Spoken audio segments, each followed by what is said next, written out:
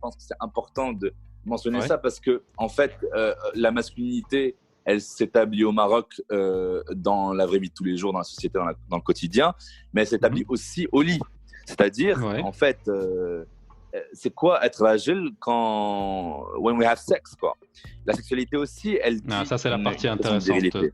Tous les gens qui attendent de parler de sexe, c'est là où ils vont se réveiller pour écouter ce qu'on va Alors dire. voilà, alors c'est vrai que là c'est très sociaux, mais en fait c'est vrai que là maintenant le sexe c'est important, effectivement. Mais en fait la sexualité aussi, si l'on se restreint encore une fois juste à parler de l'hétérosexualité, parce que c'est quand même la pratique la plus commune, même si c'est très intéressant de parler des autres, mais les pratiques ne sont pas toutes vectrices de virilité pour l'homme. C'est-à-dire que par exemple, Ouais. j'évoquais, sans entrer dans les détails, des positions Kama Sutra, de ce qui doit être fait ou pas fait, selon les Ouais. présupposés coraniques. Et je vous rassure, il n'en est rien. Il n'y a pas de passage dans le Coran où on va se dire exactement il faut être andromaque ou missionnaire ou position de lotus, ça n'existe pas. On a une érotologie arabo-musulmane qui est extrêmement riche. Extrêmement riche, oui, bien sûr. Ouais. Et qui est une des plus belles parce qu'elle a été poétisée, elle a été reditée, réexpliquée, elle a été montrée. Elle est florissante, cette sensualité-là. Mais bon, peu importe, elle a été étouffée par des ésotérismes, des extrémismes catastrophiques, mais bon, peu importe. Je voulais parler tout à l'heure d'un exemple de film qui s'appelle Une nuit de soleil en moins, de Nabil Ayouch, qui a été un film qui n'a pas été vu puisqu'il a été censuré tout simplement au Maroc. Il avait fait l'objet d'une polémique et d'une interdiction de projection dans les salles parce que il y a un passage très éloquent où en fait c'est l'histoire d'un inspecteur qui s'appelle Kamel, beau gars, grand, viril, un peu barbu, barbe de 3 jours, qui est un peu timide et tout, mais il y a un sex appeal et tout. Et en fait, dans l'histoire, il évolue. Il est pote avec une transgenre, une personne transgenre, c'est-à-dire une personne qui, en fait, est un homme assigné à la naissance, mais qui est travesti en femme, qui se veut femme, qui est, je crois, si je me trompe pas, qui a été jouée par Nour, qui est une très célèbre danseuse transgenre marocaine. Et en fait, dans le film, il y a un moment de sexualité, il y a un moment de sexe, une scène entre les deux où l'inspecteur, non, pas entre les deux, mais une scène avec une femme cisgenre, donc une femme qui se dit femme, qui est jouée par Loubna Azabel, qui est sublime. Une relation sexuelle avec cette femme-là, qui est Tamia dans le personnage Tamia dans le groupe, dans la scène. Et lors des débats amoureux, c'est elle qui se retrouve sur lui. Mais lui, il est sur le ventre, il n'est pas sur le dos. Et en fait, au fur et à mesure, on voit que le gars, il prend un max de plaisir et on devine qu'elle joue avec ses fesses à lui, mais aussi qu'elle lui plante son doigt dans l'anus. Et en fait, l'idée choquante pour la population et la polémique que ça a fait, c'est qu'un homme doit avoir le dessus au lit, littéralement.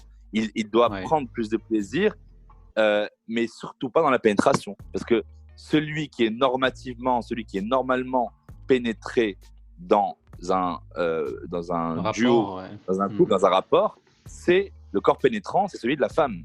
C'est donc une hérésie totale. Bah oui, le sacrilège, c'est qu'on le pénètre lui, on lui fait pas toute sa virilité. C'est pour ça que les personnes violées, hommes, c'est pour ça que les homosexuels passifs, par exemple, dans l'acte sexuel, sont ceux qui sont mrewa, ce sont qui sont nibet, zouamel, etc. L'homme hétérosexuel qui pénètre un autre homme passif reste hétérosexuel. C'est exactement ça, tu as absolument raison. Et donc en fait, si la femme dirige l'acte sexuel, l'homme n'est plus un homme. Si elle le monte, elle le domine, il y a une inversion des rapports de genre.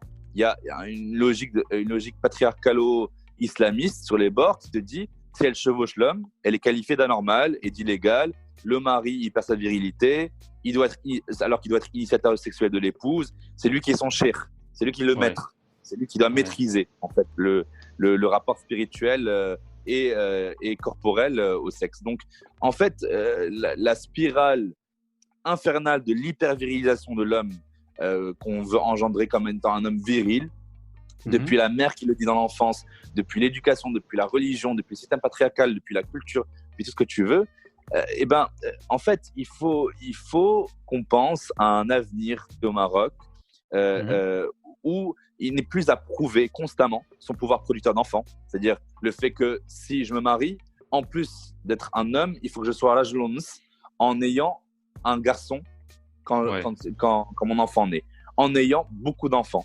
C'est moins le cas aujourd'hui, mais il y a un anthropologue et un sociologue professeur à Rabat qui s'appelle Abdessamad Jalmi, qui a écrit une critique de la sexualité et de la masculinité au Maroc.